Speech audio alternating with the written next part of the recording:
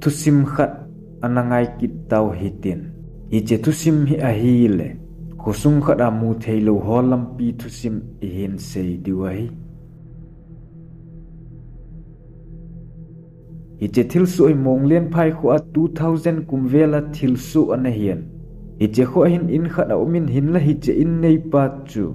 mun chom gam chomin aumin amana in chu renin apizin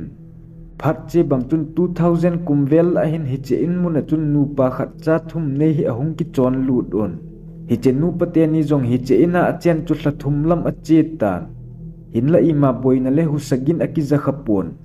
phat ahung chen hitia thla thum ho ahung chen nungu wa hin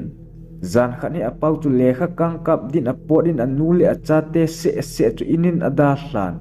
apau apot phat chun anu le acha te chun thau me akiwa un anu chun pun a khong yen acha te chu hlong chungin akichemun chom khat zo chun anu chun apun khon angan anau aneu pen chu lup na chungin alup pin acha te alien zep te ni chu hlong lai lung chun akichem hlonen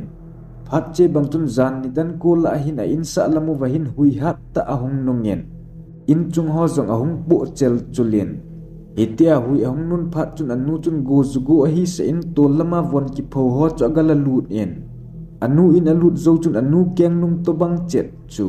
to lam chun awa len hi che cho ma hon apau hi se on hin la phat sot thim akivel le nung zong hen in sung ahung lut de pon achuti kivel jeng phat chun anu chun agaven hi la koima amu pon hi chun nu pinun jong kinota chun kot cho sung lamin akamen in la hi che mi keng nung dim cho thip de pon to la chun awa len a hoi se che jeng tan azo na hin bangsa banglang po la le na hung ki bengin abang le in sung chun mi che gin akizan mi hem le to bang jong mang zap zabin akimon phat che bang chun sot thim hitia akivel le nung chun kining lovin in cho hung ki lo in a hi le aneu pen pa cho ki chabe se na chutika jeng tan anu jong cho ki cha hlen amai su jong aki khel jeng tan in la cha te chapang cha pi hling jong umlo lai a hi je chun ka kichai atipun akichat sa chun kichalo bangin a umin in la chapa alien pen pa chun anu mai cho avet le akichat tan cho amun iche phat chun achapa lien pen pa jong akichat na hung ki ben amo ka jeng tan itobang din mun ahung hlun phat chun anu win bol de hetapon acha te ka to in kilo to lebel ho jong hui mut bangin akimut hlan hichun anun jong achang sen anaw akipomin taw na amangen hitia anu ahung tau phat chun husa cho hung na sabe chen husa na sat be che phat chun acha te ni akap te ni jong aha ka be che hlonin in la nu win lunglut ta taw na hin man phat chun husa cho khat vejin ahung thibin hi che phat chun chapang te ni jong aka atang hlon be ben in la ma ho in ko koima achat sangam umlovin ato thim be un apau hung hlun kalbo anga lelun hiti chun hai jong hai ngam lo chat jong chat ngam lovin atovon hitia hai jong hai ngam lo chat jong chat ngam lova ato lai zuwachon anu khaini the ahung ki pat na jong ki helovin bang ning lang khana kon chun alang khat lamin pu hleng hlungin ahung ki li phejen ama hon jong i ma lo ngam lo chun ama sang ta wa ki li khaini thei cho vet thoven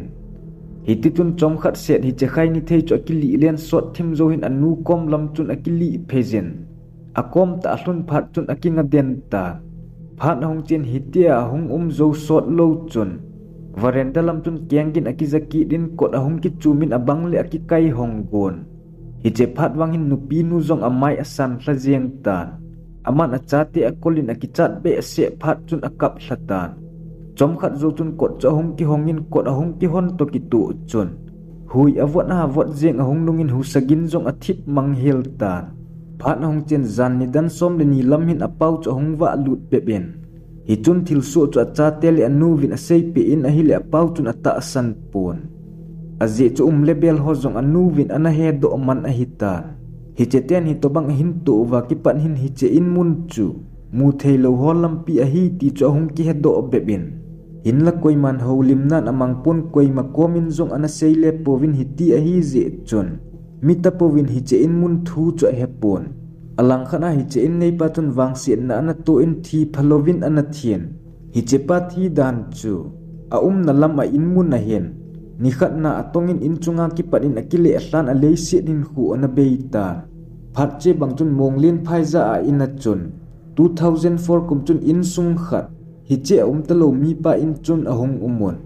hi che te chu dukan bol sum kol ve mi a hi win ama hon hi tilam hon wang zong anei hle on hi che te chu dukan bol sum kol ve mi a hi win ama hon hi tilam hon wang zong anei hle on hi ti a hi je chun nom asawin phat le kum che bang chun hi che ina umu chu kum ni lam a che tan ama hon hlapha bep a hong umuwa ki pat chun husagin le ki hlep na thil ho he anatu panon hi to bang thila jing je chun in chot do ding zong anangai to vin apawin in dang zong a hol zin hin la kinota in khel ding na ding anamu zo povin hi che je chun ama hon hi che in chu ana ot do povin ki le beitan te tin kinep na khat zong anei zon hi che ho phat lai hin karen zong anaki su pon ni hla khat awa le ni hla khat thi ding ahong zong le zan khowa ahong lo zan lam ni dan ko la le athikit zin zan khowa karen ding ti chu kinep pi theilo hel a hian chubang chun phat ahong chen ni hla khat karen ni hla a hi je chun anu le pau chu kin khota dingin apot hlonin amanin zong karen na je chun lungmung ta chun acha te chapang ho cha da hla hlonin hi che na hloni mun gam hlawal zong hi de pun khosung ma a hian hi chenu patenin ada hla acha teu zong chu karen na je chun lungmung te na ki chemun a chu hla zengon itia ki chep lai zuwa chun hi che u cha te la dinga aneu pen nu mei chapang nu chun im chung lam hi ako azien in la u te chun donin zong anei povin thanom ta chun aki chemun phat che bang chun zan lam ni dan ko la hin light a hong thitan hi che light a hong thi phat chun ama ho u chala dinga lien pen pa chun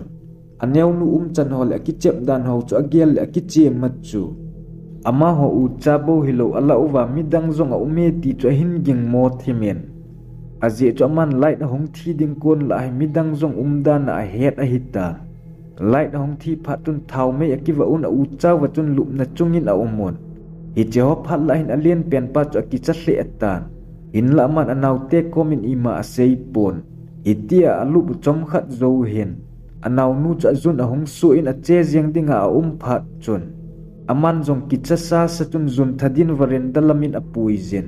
anaw nun zong atha zowa in a hong lut phat wa chun in chunglam in kama hen mi hem to bang ki che be se lo apum changa bu bang banga kang khat he amu pa hlonen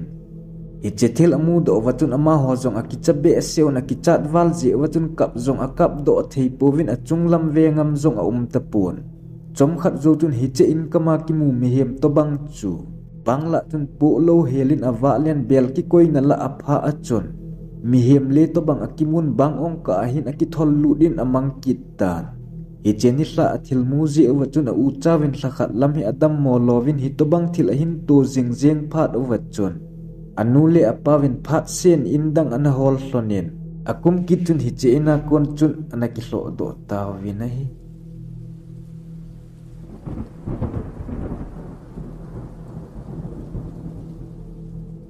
thusim akichai tai